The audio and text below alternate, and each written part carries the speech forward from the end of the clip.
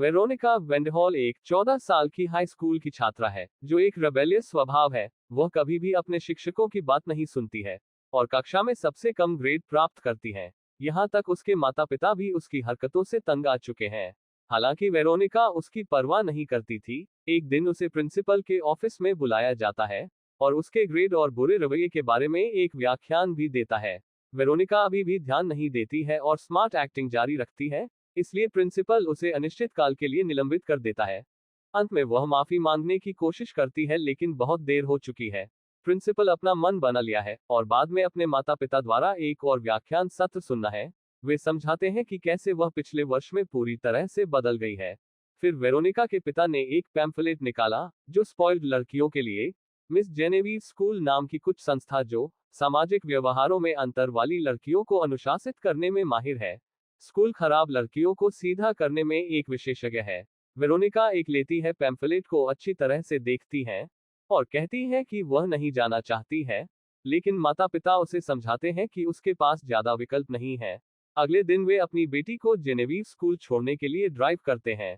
School की principal कोई और नहीं बल्कि मिस जेनेविव है। इसके अलावा सभी छात्रों के पास एक ही भयानक बाल है और ऐसा प्रतीत होता है जैसे वे सामान्य नहीं है। प्रिंसिपल यह भी बताती है कि उसने अपने कार्यकाल के दौरान 1000 से अधिक लड़कियों को सीधा किया है।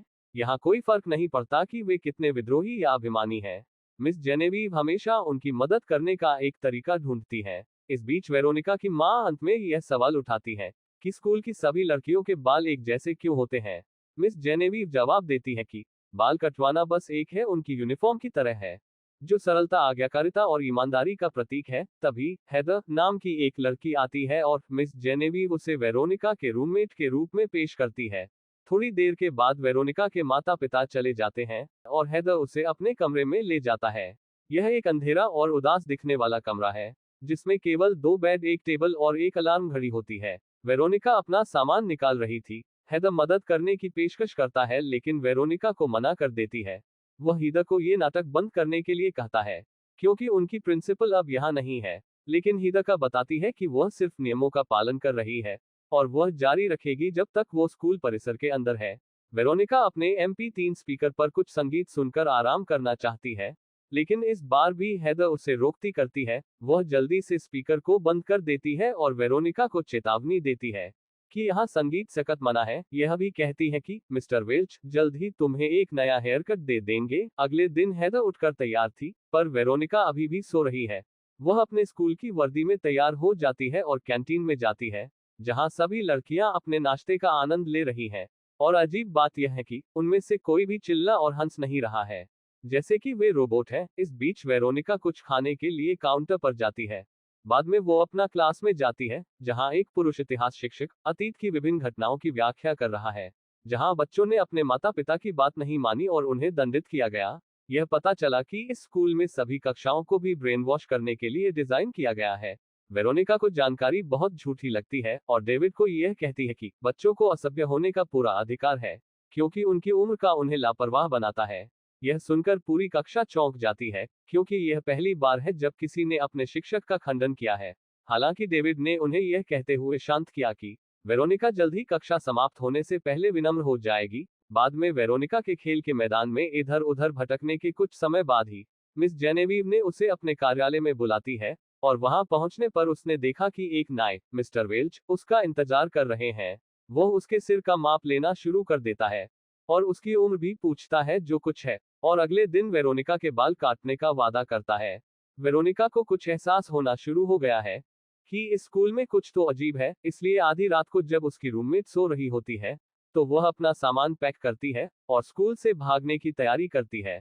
लेकिन जैसे ही वह कमरे के बाहर आती है, मुख्य दरवाजे के बाहर क्लेयर नाम की एक छात्रा ने उसे यह बताते हुए रोक दिया कि इस जगह से बचना आसान नहीं है। स्कूल के चारों ओर बिजली की बाड़ है और कई गार्ड हमेशा गश्त करते हैं। इसके बाद दोनों अपना परिचय देते हैं। वेरोनिका को अपने कमरे में ले जाता है। 2 पूर्व छात्रों के फोटो दिखाती है जिन्होंने भागने की कोशिश की लेकिन पकड़े गए, और उनके साथ क्या हुआ किसी को नहीं पता। वो वेरोनिका को बताती है कि उसके पास ज्यादा समय नहीं बचा है क्योंकि उसका बाल कटवाना अगले दिन के लिए निर्धारित है। वेरोनिका को समझ नहीं आ रहा था कि बाल कटवाने से क्या हो जाएगा, इसलिए क्लेयर उसे कुछ दिखाने का फैसला किया। वह उसे एक गुप्त सुरंग के माध्यम से ले जाती है और जल्द ही वे एक कमरे में पहुंचती हैं, जहां मिस जेनेविव मिस्टर वेल्च और एक अन्य छात्र के साथ मौजूद हैं।